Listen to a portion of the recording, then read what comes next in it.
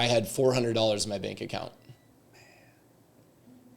Sleeping on a futon, I have a computer desk, and I have a PlayStation. Your network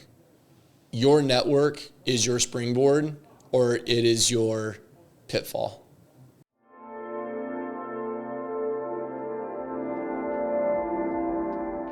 Welcome back to Two Caring Gents, where real conversations meet real life growth.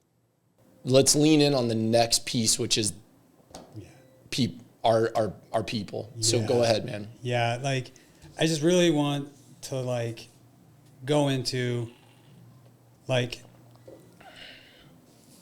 what makes Chris Chris? How did Chris come to be? What were the pieces, your cornerstone in life growing up? What examples did you have that really set that foundation as you begin to have to go out and fly on your own, right? Leave the nest. I want to hear more about that. So this is so cool to be on a stage where I can say thanks to my mom. Yeah. My dad was awesome. Dad passed away in October. And so, you know, that was hard, obviously, and the loss of somebody is. And I don't want to discount what he did for me, but every relationship, parent, you know, parent role, I have my role in our house. Sure, you have your role in your house. But mom, from a very young age, she was the one driving me around 95% of the time. Okay? High school secretary. Had my oldest brother when she was 17. And for a variety of reasons, you know, school, just college or the next, just wasn't in the cards. And she took care of the kids. She raised the boys. There's 4 of us. I got 2 boys, and I can't imagine if they doubled up. Yeah. To 4. Yeah, they had 3. They had a boy at 17, 19, and 21.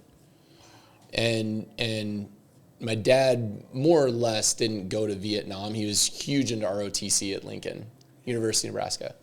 Loved military, and was big into ROTC. Well, he had 2 boys, and so that removed him from the opportunity to go over to Vietnam. But otherwise, he would have gone. And we've talked about we were able to talk about that. Like, I might not be here, you know, all the things. But mom was in a position where car rides with her, singing songs together, me asking her about life, and what I'm getting at related to this show being about why optimism, nothing was out of bounds for me. Ever. We didn't have the most means. We didn't have, you know, the biggest reach. But if I said I wanted to be an astronaut, here's what you have to do. I think but she always, with just infallibly, gave me confidence to go do. And back to tough love, I'm in college, and I really struggled my first year, namely because always a social being and not knowing how to balance being social and how to be productive. Right. Had a lot of fun my freshman year, and I was hurt, and so I didn't play baseball in the fall. So I had the perfect excuse to not be focused and just have a bunch of fun. And I always knew I wanted to be in medicine. I didn't know where, so I was pre-med out of the gates. And first semester I did so poorly that I rotated to another major that was much less intense. Yeah. And I did it, I think I more or less did it under a guise, like didn't tell her about it. And then my grades come back around and she sees that I have all of this, like, and it was kind of a smattering of things. It was kind of education, but there was just, I mean, a bunch of 100s, 101s, I mean, just easy stuff. But the chemistry and the bio and all of that had fallen off. And she's like, what's up? And I just told her that I was failing and this and that. And Nick just, you know, a emotional smack. Yeah. No, you always have wanted to do this and got me back on the track. And so. Because you were facing doubt. And how many people, whether they're not blessed enough to have that parent who believes in you. Yeah. Or friend. Mm-hmm. And so got me back on track, do well enough at Hastings to get into PT school.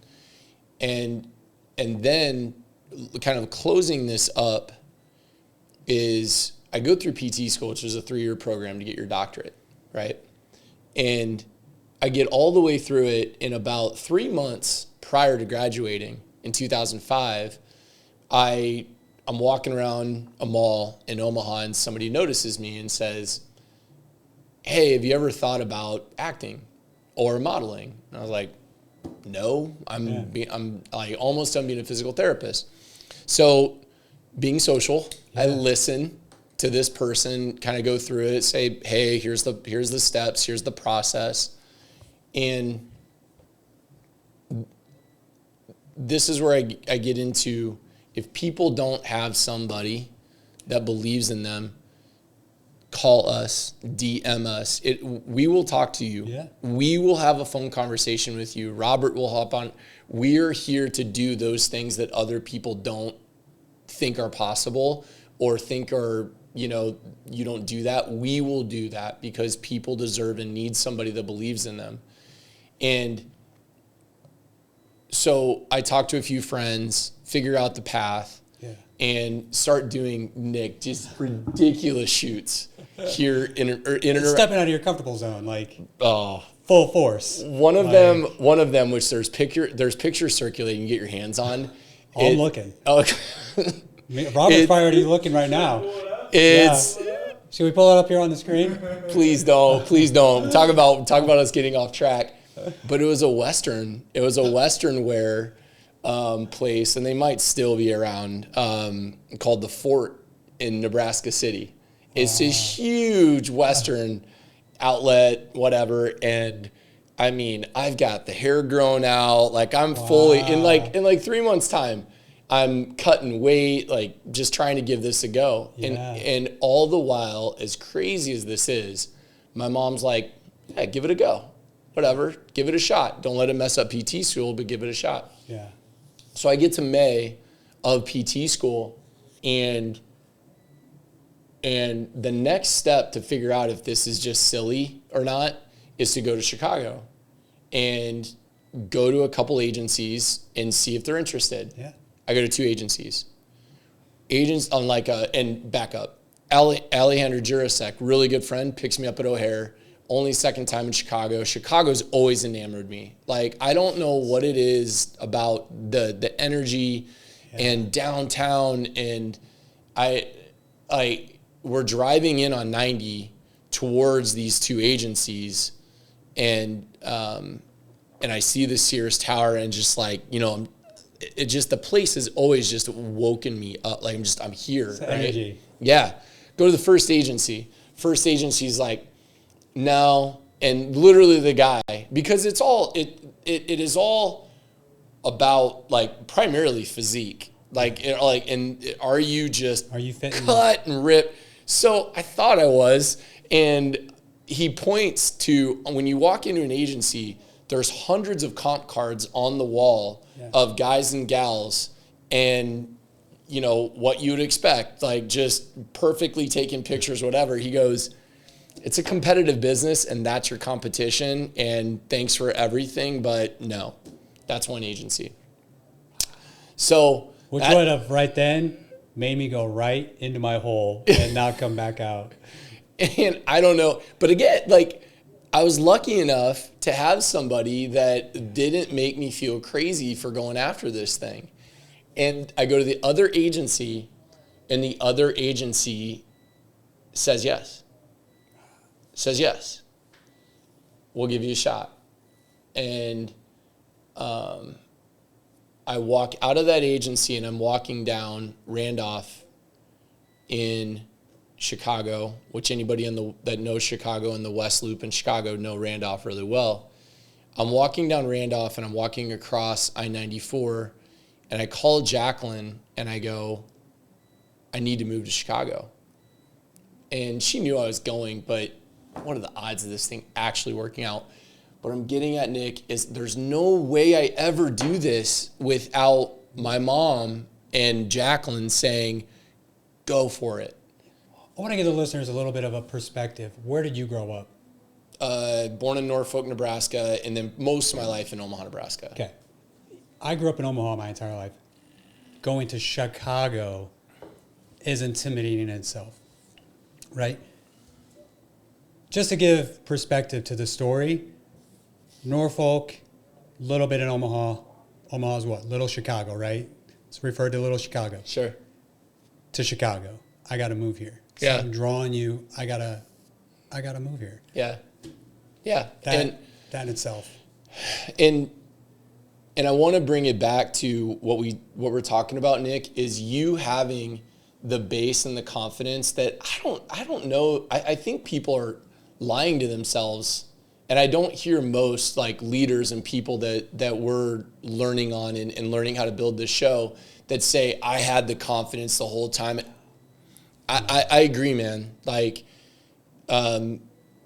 one person that I listened to a lot, the last year was Goggins, and talked about the military, but that dude found internal just energy and power, I was lucky enough to have my mom and to have Jacqueline put that into me.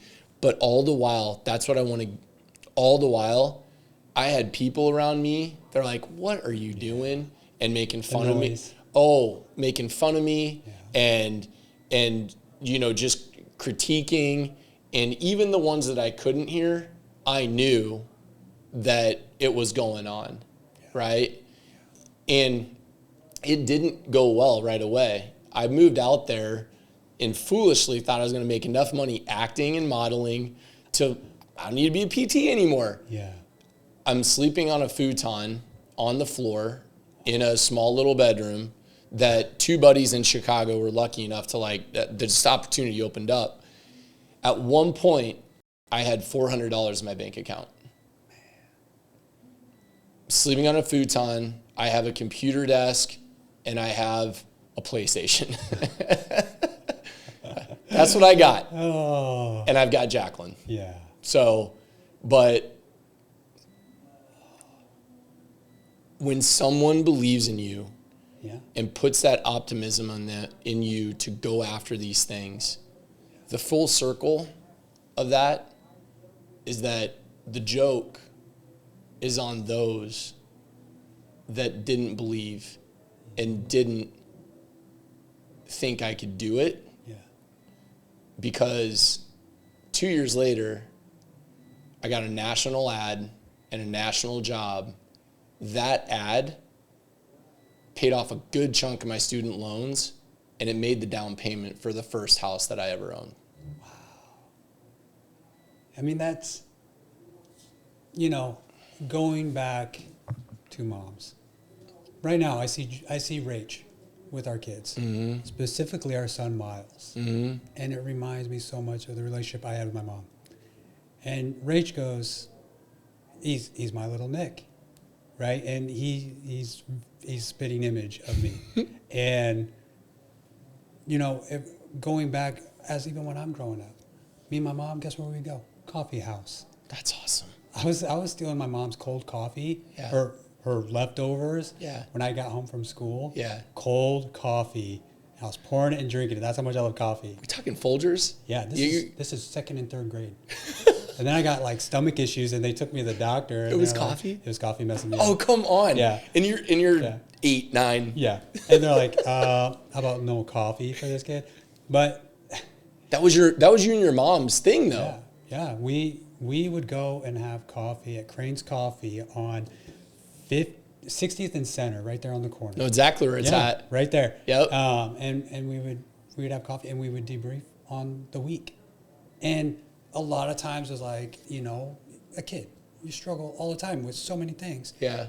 But that put to the perspective of how valuable it is to have parents or someone in your life that, a confidant, that you can just open up without any type of judgment or like put down of any kind. Because, she had no problem telling me I was wrong.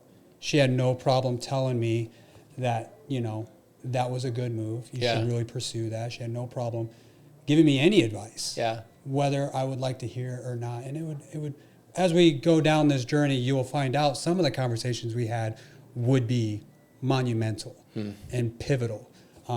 And stuff that I, thought my life was, and found out wasn't that way. Yeah. Right?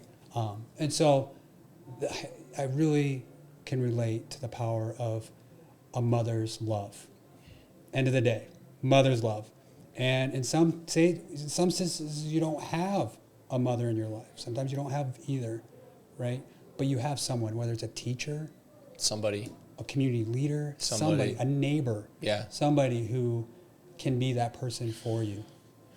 It's powerful. It will make the folks that are listening to this that do have the self foundation built to help others, man. You got to do it. You will feel more full than anything you can buy for another human being. My mom, dude, I can see it, man. That's all she ever tells me is she's like, I'm so proud of you. Her life's work was us being the best version of ourselves we can be. And you and I were lucky enough to have that. And a lot of people aren't, man. A lot of people aren't. But if you have the ability and the self-strength to help someone else and for them to call you and say, thank you, that you helped another human being, man.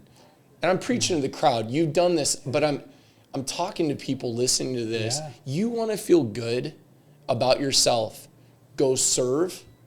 Go serve somewhere. Pack clothes for someone. Make a meal for someone. Or just find that person. If you're feeling confident enough inside, you're feeling good enough inside, close your eyes and figure out somebody that could use a cup of coffee with you. And what happens? What happens now is that people, when they see that you've got that going, they reach out to you. Yeah. And I know it happens to you and it happens to me. And it's like, when can we meet up for coffee? Dude, you find there's not enough time in the day as much as you'd want the day to double up or triple up. And at the end of the day too, I'm going to tell a funny story. So this weekend, getting ready to go to the museum with the kids. Which museum? Durham. Okay. The kids love playing with the blocks and the Legos, and I love it because I can do it all with them. It's an accessible place. We go get Sunday. I don't even want to share this, but they have the best ice cream in town. I mean, they don't skip on the toppings. This is Durham? It. Durham. Dude, I go there for the ice cream. Yeah. Nothing else. Omaha's got ice cream down, man. I didn't realize the museum was that good. So. Oh, it's good. It's very affordable, especially if you're a member. We're not sponsored by Durham Plug. in any way. Yeah. But don't go there because that's my spot. But in the morning, me and my wife, we always talk in the morning, coffee on the deck. It's like kind of like that. And we'll get into it later. Come out of that. Julia is a lot like me. She doesn't like to sit still. She's go, go, go, go, go. And she can get sassy. And just coming in off the deck, and her and her mom were interacting, and I heard her say something very disrespectful and sassy to mom. Mm. She immediately got grounded for the day. She's not going to the museum with us. Mom's staying home because mom had to work. Mom's like, I'll stay home. I got to do some work. This was Julia's first time being grounded in 7 years. Oh, wow. This is the first time. The first time. And what she said must have been pretty okay. Yeah, okay. Yeah. It was enough. And I saw it as a moment to teach her and show her that who your mom really is. Mm-hmm. Right? We've talked about what moms mean to us. Dude, I love this, man. So I remember you're talking to a 7-year-old. You don't think they're paying attention, even though their eyes are, they're not making eye contact, but they are listening. Because I remember being that age and younger, and listening to my parents, over something I messed up and did. And I had the conversation with her on who her mom is, the journey mom and I took to bring you into this world, even before you existed, the journey, and then the journey that on goes. I was like, mom is the one person in everybody's life that has your back. End of day. Yeah. They have your back in best interest always. Yeah. You're not going to find anyone else in this world that has that. Yeah. Your mom. Yeah. And I want you to just reflect on that today. And that's why she was grounded, and I left her with that message. And when we talk later, I want you to share with me what you thought about and how you view mom. How was her reflection back to you? It was a very 7-year-old response. Sure. But it was, I love mom. And mom gives us dinner and candy and, cleans our clothes and stuff like that. Like, it was very 7-year-old response. That. But she understood that mom is a very important person in this household. And we need to treat her that way. Right? And so, it was a learning moment for me. It was my first jab at really grounding a kid. Yeah. I never grounded a kid. Yeah. And following through. And I remember her in her room. And Rach and I'm getting ready to leave with the boys. And I'm almost in tears because it hurt to do that. For her, it hurt the boys. Levi was trying to find excuses to get in trouble. Like, hey, I did something naughty so I could stay home with Julia. With Jules. Because he's like, they're a clan, right? Yeah. That's their gang.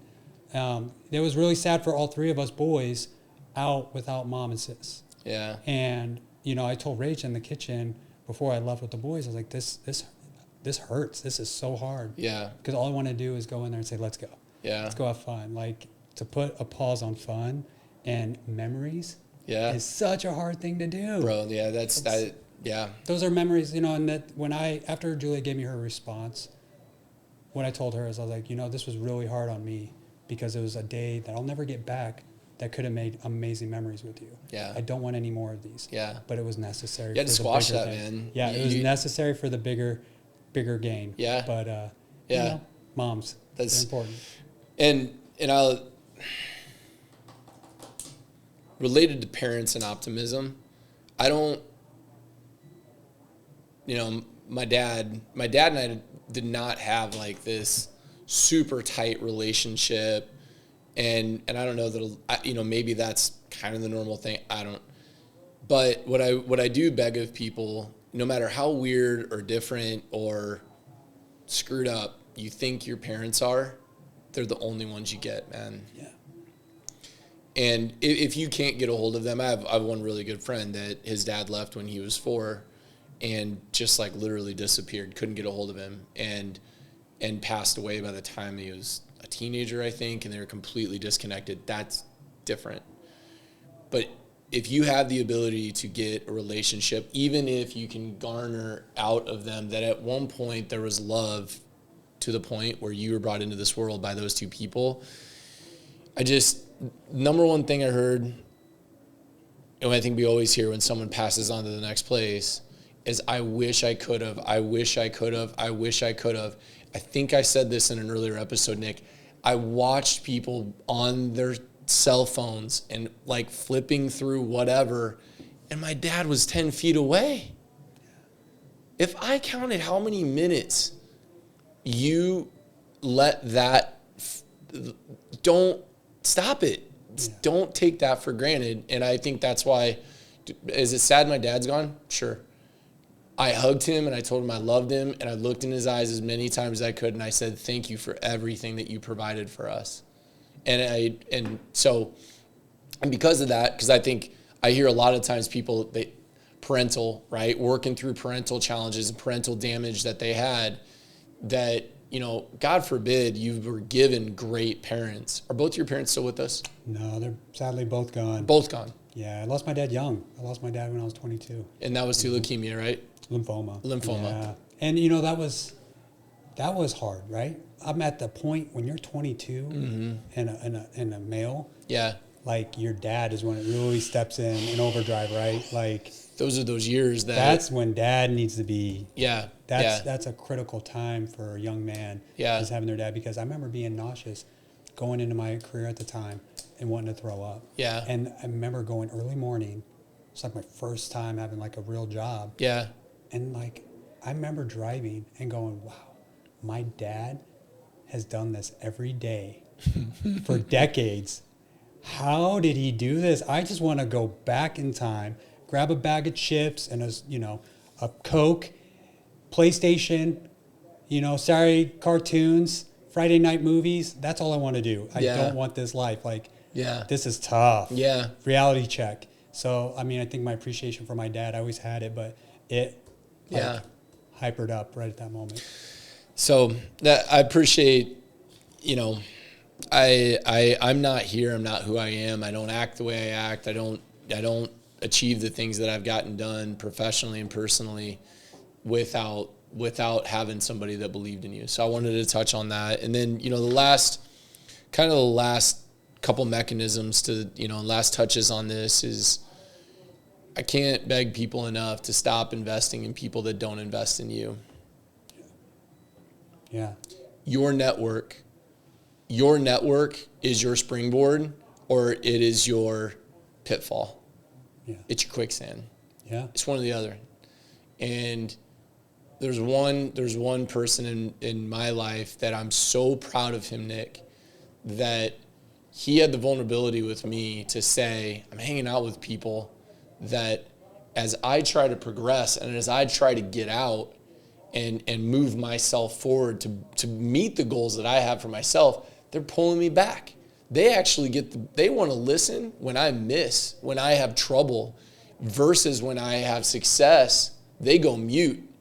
And I look that person in the eye and go, you have got to let them go. Yeah. I will always root for you.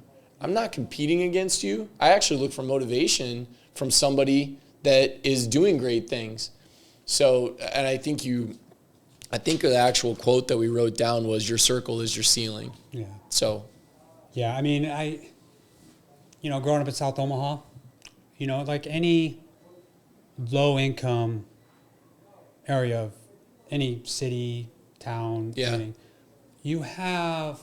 when you have dreams or goals. I remember walking down Center Street, right by Beals Elementary, with my buddy that I grew up with, Billy. And I remember telling him, we were in high school, I was like, man, I'm just anxious to get out in the world and do something. I'm tired of school. I'm tired of going. How old are you? I was like 12. And I was like, he's like, man, I'm ready to go. Listen, man, he's like, it'll come, but let's just like enjoy this. Like, why do you got to be such a downer? Like, can we just go skateboard, man? And I'm like, all right, yeah, let's live in the moment. But I was always looking ahead. Yeah. And I was so anxious to just get out there. Yeah. And then, I get to our senior year in high school, and I had friends that, I was going to college. I was the only one at the time going into college. And they wanted to keep partying. They wanted that summer, wanted to keep partying. Like, why are you going to college? Why don't you just keep hanging out with us? Like, yeah. And then when you do something, you have that shame, right? Like, you think you're better than us? Yep. Who are you? Yep. Right? You get that a lot. Yep. And I did anyways. And it was tough. Absolutely. I got it from other siblings. I mean, it was tough. Yeah. But never from my parents. My dad would say one thing that always stuck with me. He's like, if you don't do better than I did, I didn't do my job. I want you to have a better life than me and your mom. Yeah. I want you to have a better childhood. Yeah. I want your kids to have a better childhood than you had. Yeah. Even though it was great. There was nothing wrong with it. But I want you to be more. I want you to have more. I don't want you to have less or the same. I want you to have more. Yes. And there's nothing wrong with that. Yeah. You know, as many people look upon that as a bad thing. Yeah. Right? Like you're not appreciative. I'm very appreciative. I can look back on my childhood. Was that 800 square foot house big enough? No. But was it for me? Yes. To many, no. To me, yes. And you know what was great about that house? Is it was full of love. The people. Yeah. We had 2 rooms we could hang out in. And honestly, Yeah. the house wasn't even small enough to hang out in. But getting that time, like I was just telling Julia this, because she was wanting a toy. I said, Julia, you know, like Rachel looks at me like she's not going to understand what you're telling her. But I just hope that at some point, you don't know when that will be, she does. Yeah. But I was sharing with her that in the 6th grade, I wanted a Nintendo 64. All my friends got one for Christmas. Mario Kart, Bond. Yeah, exactly. They're playing all the games. The best. All of it. They're having a blast. The best. They asked me, hey, you get a Nintendo 64 when we come back from Christmas break? No. What I had to do, my dad's like, you do dishes with me for 1 year. Do dishes after dinner with me for 1 year. Oh my goodness. You will earn it. I'll buy it for you. Wow. I told Julia, I was like, I did dishes, and I hated it at first. Hated it. But I grew to love it because it was that time with my dad who instilled values and insight and just foresight to like how to handle stuff. And that would become where I would get that habit of reflection. Yeah. Because it was just me and him. I was drying. My sister would be so mad because I would just throw the silverware and never organized. It was just a mess. So putting it away wasn't, but just do the dishes. Yeah. It came to me focusing on what my dad had. Which sister was that you just mentioned? So this would have been in 96, 97. Yeah. Yeah, 6th grade. Oh, man. And so 6th grade into 7th grade. And I remember like coming home. I told Julia, I was like, I completely forgot why I started doing dishes with my dad. It just became something I enjoyed doing. Yeah. Because of that. Yeah. That time. And those lessons. That when all of a sudden I came home from school, him and my mom were like, hey, we're going to go out for dinner. They took me to Nebraska Furniture Mart, bought me not only a Nintendo 64, but 4 games with it. I was just like so taken back. But I said, I had so much, like, I was actually a little, like, I didn't stop doing dishes. Those moments kept on.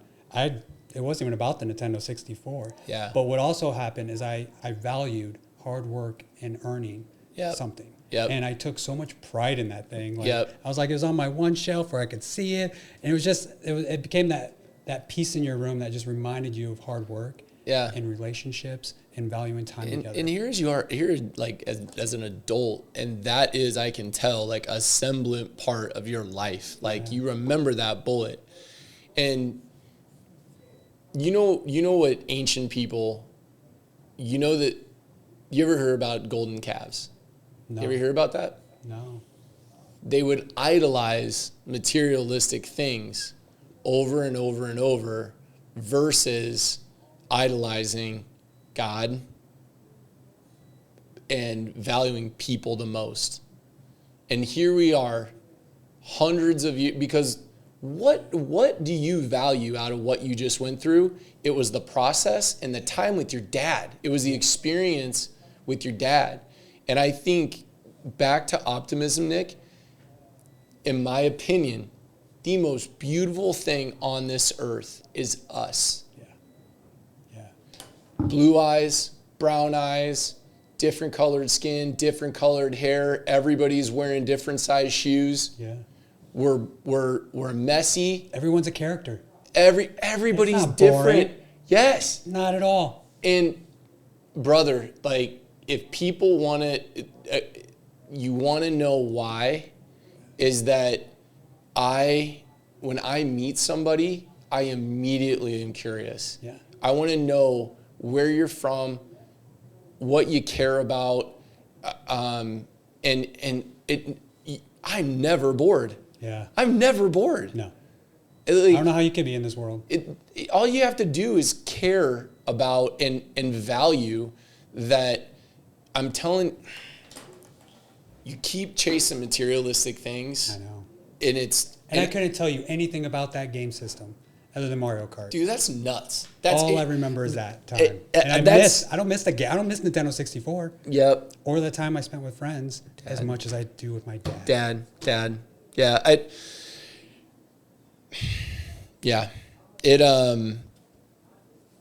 Last couple things, and thank you, man. Like this has been such a, I get asked about it all the time, and it feels so good just to like tell people at least what works for me, and just thank you for strengthening me through this one. But letting people know the power that how you go about your day is 100% inside your mind. You have the ability today to either go about it in a positive way, or you have 100% control over that, right? Yeah. And so, and that is going to be that much more likely that you're going to enter the day in a place of gratitude and gratefulness and simplicity, of just being thankful for the simplest of things, when you've surrounded yourself with people that aren't comparing themselves to you, that are rooting for you, but just need people to understand that, that you have the ability in between your own 2 ears to put the mindset, to put the thumb drive in for how I'm going to go about my day and how I'm going to live my life. Thank you for tuning in to Two Caring Gents. I hope what was discussed resonates with you or someone you know. Please, if there's someone in your life that, what we discuss you think needs to hear, please share. Please like and subscribe. That helps us as this channel grows to really move everything forward. So thank you for your time listening in, and we look forward to sharing more with you next week. Thank you, and have a wonderful week.